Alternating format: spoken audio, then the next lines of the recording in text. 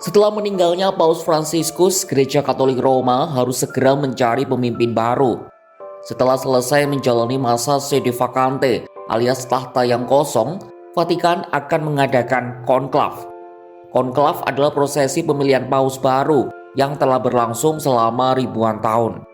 Prosesi ini berlangsung sangat tertutup, rahasia, tapi juga dinantikan. Seperti apa tata caranya? Simak selengkapnya dalam video berikut.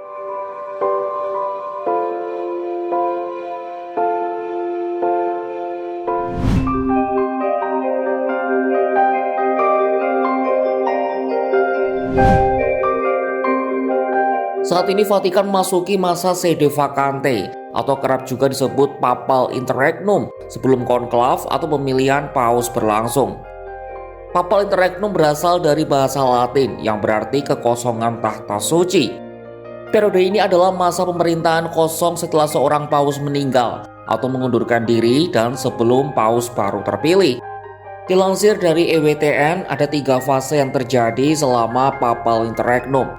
Ketiga fase itu adalah 9 hari berkabung atau novendiales, persiapan konklav, dan konklav. 9 hari berkabung mencakup masa para kardinal untuk mengatur upacara pemakaman bagi Sri Paus.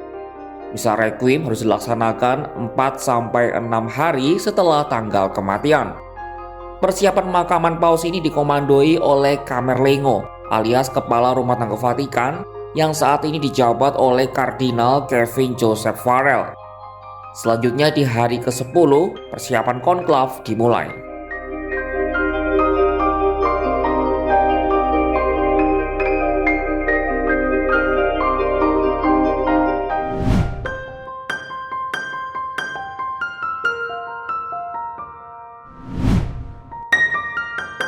Konklav berasal dari bahasa Latin conclave yang berarti dengan kunci.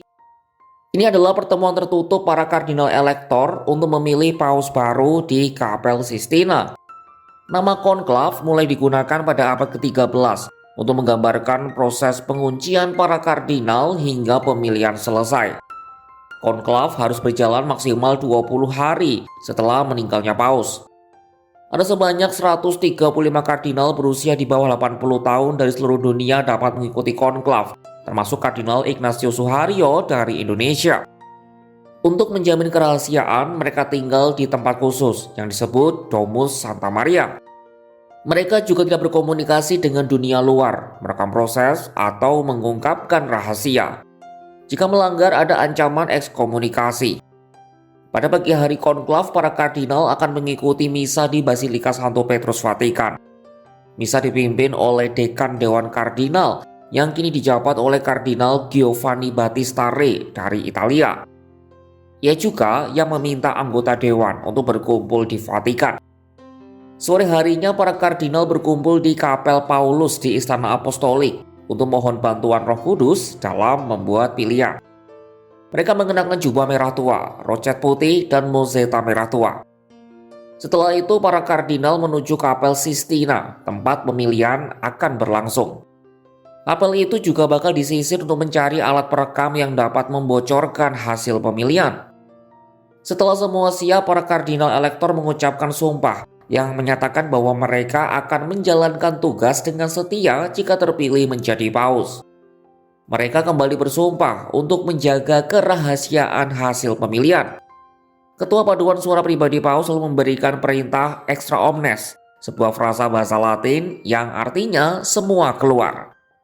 Dengan adanya perintah itu, semua orang yang tidak terlibat dalam pemilihan paus harus keluar dari Kapel Sistina dan pintu kapel dikunci. Setelahnya prosesi inti konklav resmi dimulai. Sebelum pemungutan, pemimpin prosesi memilih 3 kardinal secara acak untuk menjadi infirmari yang bertugas mengumpulkan surat suara dari setiap elektor yang sakit selama konklav. 3 orang lain dipilih sebagai pemeriksa suara dan 3 orang sebagai bagian revisi yang akan memeriksa penghitungan suara. Pemimpin upacara lalu bagikan surat suara kepada para kardinal. Surat suara yang diberikan berbentuk persegi panjang dengan tulisan Eligo in Summum Pontificem, yang artinya adalah saya memilih sebagai paus tertinggi di bagian atas dengan kolom kosong untuk menulis nama calon paus di bawahnya. Selanjutnya, para kardinal akan menuliskan nama pilihan mereka untuk calon paus berikutnya. Mereka diminta menulis dengan tulisan tangan yang tidak dapat dikenali dan melipat kertas suara 2 kali. Setelahnya, para kardinal akan berjalan menuju altar, mengangkat surat suara ke udara agar terlihat jelas sambil mengucapkan sumpah yang berbunyi, "Saya bersaksi kepada Tuhan Yesus Kristus yang akan menjadi hakim saya, bahwa suara saya diberikan kepada orang yang menurut saya di hadapan Tuhan harus dipilih." Surat suara yang telah dilipat lalu dimasukkan ke dalam guci perak di depan para pengawas. Jika ada kardinal yang tidak bisa memilih karena sakit, petugas kesehatan akan mengambil surat suara dari samping tempat tidur atau menuliskan nama calon paus untuk mereka. Surat suara itu kemudian dimasukkan ke dalam guci dan dibawa kembali ke kapel. Setelah semua surat-surat terkumpul, pengawas mengocok guci untuk mencampur suara dan memindahkannya ke wadah kedua. Mereka lalu akan memeriksa jumlah surat suara dan menghitungnya.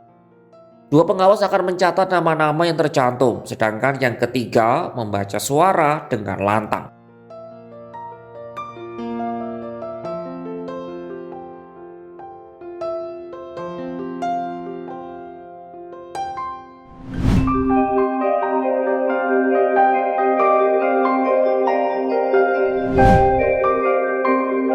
Kandidat terpilih harus memperoleh 2/3 suara.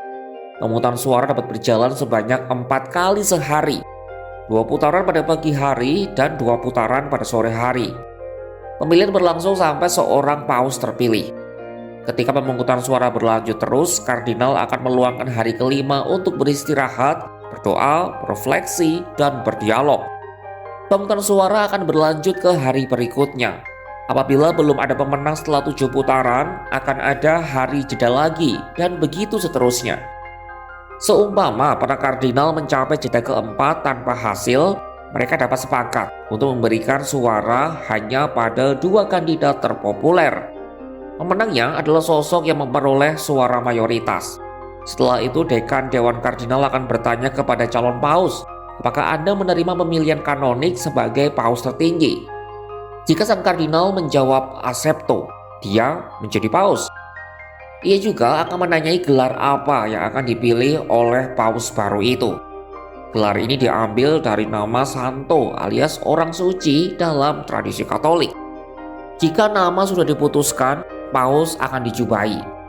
Setelahnya, kardinal diakon yang dijabat oleh Renato Raffaele Martino akan ke balkon Basilika Santo Petrus dan meneriakkan 2 kata yang sangat ditunggu oleh umat Katolik sedunia, Habemus Papam. Istilah itu artinya kita punya paus. Siapapun kelak yang terpilih akan segera diantar dari ruang konklav ke Sala delle Lacrime atau ruangan air mata. Di sana paus yang baru terpilih akan merenungi tanggung jawab barunya. Setelahnya paus akan diperkenalkan secara resmi di depan publik dan memberi berkat kepada segenap umat yang hadir.